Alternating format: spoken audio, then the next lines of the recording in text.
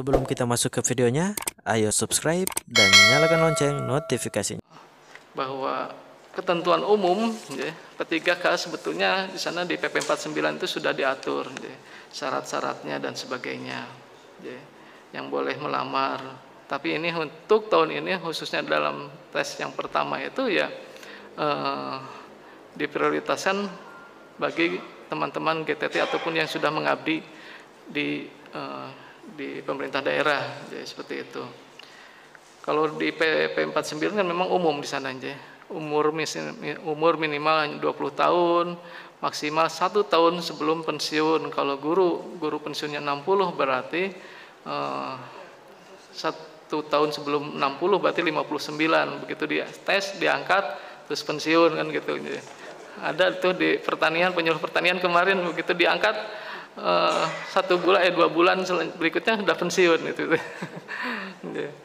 Dan bedanya dengan teman-teman P3K dengan CPNS dengan PNS ini kan tidak mendapatkan pensiun, sehingga didorong bagaimana caranya nanti kalau sudah jadi P3K ya menabung kan seperti itu untuk kepentingan pensiun. Kalau gajinya hampir sama dengan PNS seperti itu. Saya yakin teman-teman GTT sudah mempelajari itu, gajinya nanti sekian kan gitu. Yang dilihat kan itu dulu. Dan sebagainya ya, syarat-syarat mungkin bisa dipelajari Bapak Ibu semua ya. Di sana ada persyaratan minimal 3 tahun berpengalaman di bidang kerja yang relevan dengan jabatan fungsional yang diramarnya. Kalau guru berarti dia sudah ngabdi teman-teman di mengajar minimal 3 tahun seperti itu. Kemudian tadi juga Pak Bupati menyampaikan kemarin ketemu saya, menghadap saya, nggak tahu siapa tuh, Mas Bihin apa siapa. Cuman PTT-nya gimana? Ini PTT-nya memang belum ada informasi ya. Jangan sedih tuh Mas Yudi. Mana Mas Yudi hadir nggak? Nangis. Mas Bihin aja nangis, informasinya nggak ada. Jadi memang semua itu memang di samping usaha aja takdir juga kan gitu. Mudah-mudahan yang terbaik lah. Bapak Ibu hadirin yang saya hormati, ini kualifikasi akademik dan bidang studi yang dilamar. Ini seluruh Indonesia ya. Jumlahnya 10.000 itu. Ya. Nanti Bu Heni yang menambahkan ya, kalau memang secara teknisnya.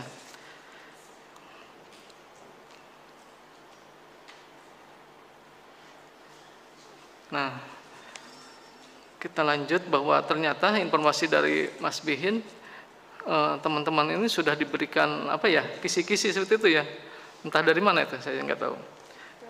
Dari Kemendikbud, sudah dari Kemendikbud. Alhamdulillah, berarti kan paling tidak harapannya dari kementerian juga berarti memikirkan untuk penyelesaian GTT ini. Karena apa? Di PP 49 juga memang disampaikan ketika PP 49 itu ditetapkan 5 tahun setelah PP ini ditetapkan, yang bahasanya yang non ASN, ya, berarti di non ASN di luar P3K dan PNS itu harus diselesaikan bahasanya seperti itu. Nah ini diselesaikan itu di penjelasannya tidak ada, bisa jadi yang namanya diangkat menjadi P3K dengan program sekarang, ataupun mohon maaf bisa jadi diberhentikan kan gitu, namanya juga diselesaikan kan gitu. Nah ini yang kenapa pemerintah pusat mengeluarkan kebijakan seperti ini, dan pada saat ini baru untuk teman-teman guru seperti itu ya. Mudah-mudahan kedepannya ada lagi tadi PTT dan sebagainya. Bapak Ibu hadirin yang saya hormati, menjadi modul untuk pembelajaran teman-teman ya, tolong nanti dipelajari. Kemarin juga Mas Bihin udah koordinasi dengan saya karena keterbatasan tempat CAT, ya monggo nanti CAT seperti apa ya, rembukan dengan kami. Karena keterbatasan yang bisa dipakai hanya 40, mungkin ada aplikasi lain yang bisa membantu ketika 2.500 formasi ini taruhlah di daftar, mereka daftar semua penuh diisi, berarti kan ada 2.500 orang yang harus bisa belajar, bisa difasilitasi oleh kita. Sementara kemampuan kami di CAT hanya 40, berarti hampir tiap hari. Durasinya berapa menit Ibu? Hampir 2 jam ya, 2 jam. Nanti ganti-gantian seperti itu. Swadaya sendiri, saya los saja taruh di sana biar Mas Bihin apa siapa yang koordinatori ya, gitu. Biar belajar nanti di sana. Yang jelas nanti soal-soal latihan kami tunggu, akan kami masukkan dalam CAT tersebut. Nanti jumlah soal dan sebagainya disamakan aja, Bu. Dan pengalaman masa lalu, antara peserta satu dengan peserta yang lain itu berbeda soalnya seperti itu. Jadi nggak bisa nyontek-nyontekan kan itu. Kalau dulu zaman saya sekolah masih bisa ya, lirik gitu kan, cari tempat duduk yang sebelahnya orang pinter kan gitu. Sekarang itu tidak bisa. Bahkan kalau nanya sedikit aja langsung ketinggalan, waktunya sudah berjalan terus kan gitu. Ya, begitu otomatis selesai waktunya ya langsung tutup kan gitu. Ya, jadi harapan kami ya teman-teman tetap bisa belajar seperti itu ya, berlatih untuk menjawab soal-soal modul yang telah diberikan. Bapak Ibu hadirin yang saya hormati, nah di sini ada integrasi instansi sumber data dari SSC ASN. Ya, memang untuk NIK digunakan, ya. Seperti CPNS kemarin kita sudah menggunakan NIK yang digunakan sebagai awal data pendaftaran SSC ASN bekerjasama dengan Ditjen Kependudukan dan Catatan Sipil. Jadi untuk daftar di SSC ASN ini menggunakan NIK yang teman-teman semua memiliki. Ada yang tidak punya KTP, saya yakin punya KTP semua ya. Biasanya KTP-nya punya tapi statusnya yang biasanya belum dirubah. Yang sudah nikah tapi masih bujangan di situ kan biasanya. Pengecekan data NUPTK, nomor unik pendidikan tenaga kependidikan dilakukan untuk validasi data pendidik dan tenaga pendidikan yang terdata pada Dapodik. Karena memang ini salah satu syaratnya adalah teman-teman yang sudah masuk dalam Dapodik. Terus ada integrasi data antara akreditasi program studi maupun akreditasi universitas dan lembaga pendidikan tinggi. Di sana juga harus ada kuliahnya di mana sih kan gitu, akreditasinya seperti apa. Nah ini juga diatur di sana.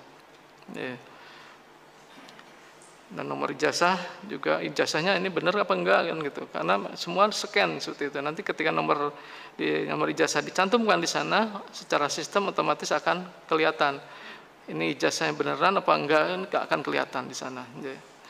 Terus juga integrasi STR, surat tanda registrasi, adalah kerjasama BKN, Kementerian Kesehatan yang diintegrasikan bersama Konsil Kedokteran Indonesia, Konsil Tenaga Kesehatan Indonesia, Komite Farmasi Indonesia. Ini salah satunya untuk mengecek benar-benar sehat apa tidak gitu kan gitu. Terus untuk rencana pengadaan guru P3K tahun 2021, dokumen yang peserta perlu persiapan sebelum mendaftar. Ada pas foto, KTP, kartu keluarga, ijazah, persyaratannya akan diatur kemudian. Berarti yang utama adalah 4 dulu seperti itu, harus punya dulu. Kalau ijazah siap-siap, nanti ijazah delegasi enggak Bu? Enggak ya, ijazah asli diupload ya. Seperti itu. Terus hal yang perlu dipersiapkan oleh instansi, oleh kita maksudnya, dan oleh PKN dan Disdik mungkin nanti ada mekanisme pelaksanaan yang memperhatikan protokol kesehatan. Jadi pada saat nanti tes yang ada, baik dari pendaftaran, kalau memang ada tatap muka, nanti protokol kesehatan selalu kita utamakan seperti itu. Terus membentuk panitia seleksi instansi kita sudah ada, kabupaten. Terus termasuk Pak Amir juga menjadi panitia, yang biasanya monitoring setiap ada pelaksanaan. Menerapkan prinsip-prinsip kompetitif, adil, objektif, transparan, bersih dari KKN dan tidak dipungut biaya. Nah ini Bapak Ibu semua, jadi perlu diperhatikan dan perlu disampaikan kepada teman-teman. Jadi kalau ada oknum yang baik dari BKN, BKD, dari pusat, mungkin dari Disdik yang bisa meluluskan, itu jelas penipuan seperti itu. Tidak ada lagi istilahnya yang bisa meluluskan kecuali diri sendiri dan Allah Subhanahu wa taala, itu saja. Jangan percaya kalau ada oknum yang menawarkan bisa meluluskan, pasti itu jelas penipuan. Karena apa? Ternyata tiap tahun tetap itu terjadi. Saya heran gitu, apa mungkin di doa-doa, di jampi-jampi mungkin akhirnya manut kan seperti itu. Kemarin, ini informasi sebentar aja. Tahun kemarin, pengadaan kemarin ada oknum, dia ini loh SK-nya, seperti ini perteknya dari BKN seperti ini. kalau kita lihat dan orang yang melihat orang yang awam itu percaya memang, ya. Tapi ketika lihat kedalamannya ternyata banyak sekali pemalsuan di situ. Dilalah kemarin alhamdulillah ketangkap, Bu, ya, yang melakukan itu oknumnya. Dia mengaku dari BKN pusat. Dilalah namanya sama dengan saya gitu loh. Iya, namanya saya dengan depannya maksudnya, belakangnya enggak. Alhamdulillah ketangkap, jadi nama saya bersih kan gitu. Asep gitu sampai beliau Pak Bupati. Ternyata alhamdulillah ketangkap sehingga jelas ya pelakunya. Terus untuk ketentuan umum seleksi P3K non-guru, ini non-guru saya sampaikan juga nggak apa-apa. Bahwa ini sesuai dengan PP 49 ya. Kalau untuk yang seleksi PPK non-guru ini sesuai dengan PP 49 ya, Bu. Jadi hampir semua masyarakat yang memenuhi syarat bisa mengikuti yang P3K non-guru. Mungkin ada putra-putrinya, Bapak Ibu yang mau mengikuti pendidikannya sesuai ataupun persyaratan sesuai, ini bisa sampaikan. Jadi pertama WNI, jadi batas usia paling rendah 20 tahun dan paling tinggi 1 tahun sebelum batas usia tertentu pada jabatan yang akan dilamar. Jadi kalau penyuluh pertanian mungkin nanti di sana penyuluh pertanian pertama atau muda ya sama nanti 60 minimal 1 tahun sebelum pensiun umurnya. Pelamar tidak pernah dipidana dengan pidana penjara 2 tahun atau lebih. Terus pelamar tidak pernah diberhentikan dengan hormat tidak atas permintaan sendiri atau dengan hormat sebagai PNS atau PT. Diberhentikan dengan hormat tidak atas permintaan sendiri atau dengan hormat sebagai TNI dan anggota Polri. Tidak dengan hormat sebagai pegawai swasta. Nah, ini juga akan lebih kita panitia akan lebih cermat. Nah, di sini yang namanya tidak dengan hormat sebagai pegawai swasta itu kan susah kan. Jadi, kalau dengan TNI Polri jelas kan gitu, PNS apalagi, P3K juga apalagi, seperti itu. Pelamar tidak menjadi anggota pengurus parpol dan terlibat politik praktis. Nah ini susah juga nih. Ya. Tapi ada pernyataan biasanya di atas materai. Terus pelamar memiliki kualifikasi pendidikan sesuai dengan persyaratan jabatan yang ada. Jadi, kalau penyuluh pertanian di sana sudah sekarang semua jabatan fungsional, semua formasi PNS diikuti pasti dengan pendidikan yang ada. Beda seperti pada saat dulu Pak Amir melamar jadi CPNS dulu persyaratannya gampang, lebih mudah. Sekarang udah harus sesuaikan dengan jabatan ataupun formasi yang ada seperti itu. Calon pelamar hanya dapat mendaftar pada 1 instansi dan 1 formasi jabatan. Persyaratan lain sesuai kebutuhan jabatan yang ditetapkan PPK. PPK itu pejabat pembina kepegawaian, kalau di kami berarti Pak Bupati. Ketentuan PPK guru, peserta yang berhak untuk mendaftarkan pada seleksi PPK guru tahun 2021 adalah sebagai berikut. Yang pertama adalah honorer THK 2 sesuai database THK 2 di BKN. Ini datanya di BKN. Yang kemarin P3K yang kemarin tahun 2018 masih ada yang belum lulus. Khususnya untuk guru dan penyuluh pertanian. Penyuluh pertanian kemarin lulus semua, ya. Alhamdulillah bisa lulus semua, itu belajar katanya kan seperti itu. Belajar kelompok tiap hari seperti itu. Alhamdulillah bisa lulus. Kemarin cuman dari teman-teman guru ada yang lulus, ya, dengan tenaga kesehatan. Terus guru honorer yang masih aktif mengajar di sekolah negeri, kewenangan pemerintah daerah dan terdaftar sebagai guru di Dapodik Kemendikbud. Guru yang masih aktif mengajar di sekolah swasta dan terdaftar sebagai guru di Dapodik Kemendikbud. Nah ini sekolah swasta. Nanti tadi Pak Amir menyampaikan tidak hanya di Kabupaten Kebumen, ya. Guru swasta di kabupaten lain tetangga juga bisa mendaftar, tapi nanti pada saat tes yang kedua dan ketiga ya.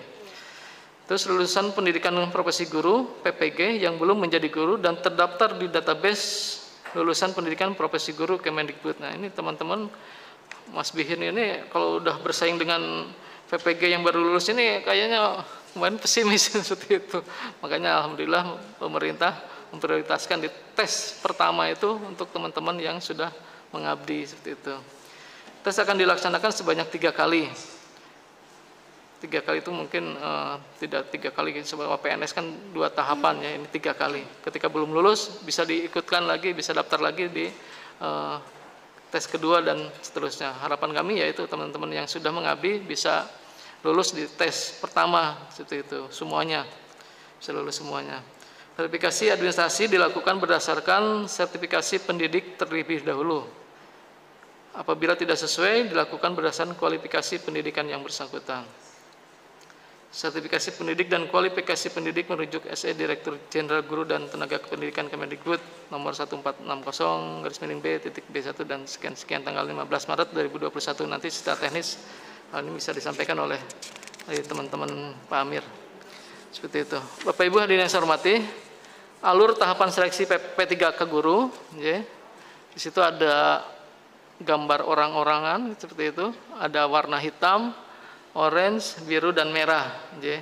Jadi untuk yang hitam, kalau yang saya pegang hitam semua karena nggak ada warnanya nih.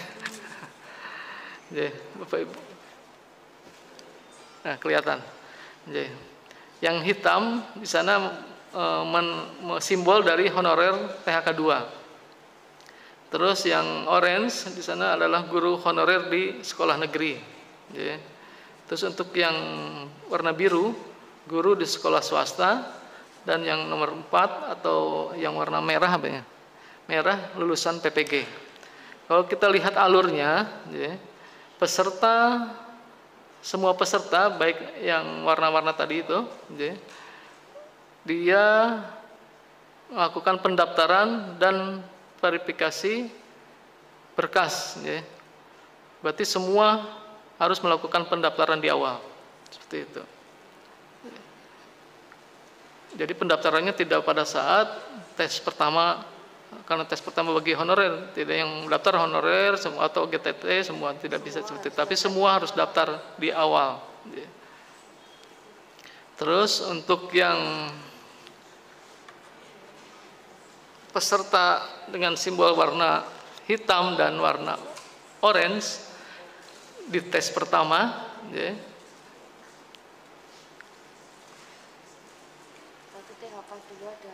berarti honorer THK 2 dan guru honorer yang ada di sekolah negeri tidak dapat melamar ke instansi lain. Kalau Mas Bihin nggak ada formasinya, siapa ya yang gampang? Misalnya di SD Negeri 1, dia GTT di SD Negeri 1 Kebumen, dia daftar harus di situ, seperti itu. Jika formasi tersedia dan serdik atau kualifikasi yang bersangkutan sesuai, harus melamar di formasi tersebut. Berarti harus, kalau catatannya di formasi tersebut ketika serdik, ya, formasi tersedia dan serdiknya, Bu. Wajib berarti ini serdik? Atau jika punya serdik atau kualifikasi yang bersangkutan sesuai, harus melamar di formasi tersebut.